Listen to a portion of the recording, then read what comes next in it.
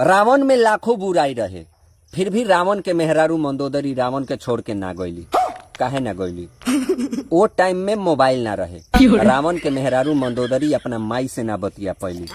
माई से बतिया लेती तो माइये वो पूरा लंका का सर्वनाश करवा देती। राम जी से मारे से पहले ही मंदोदरी के माई रावण के टेंशन के मारे मुआ देती।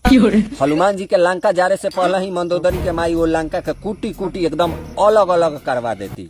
मंदोदरी सिर्फ अपना माई से ना बतिया पैली, ना तो विभीषण के भागे से पहले ही मंदोदरी के माई विभीषण के अलग करवा देती। मंदोदरी सिर्फ अपना माई से ना बतिया पैली, ना तो पूरा लंका के एकदम चौकट के मारी पाला सब चीज अलग अलग करवा देती। सोना चांदी महल सब के बंटवा देती।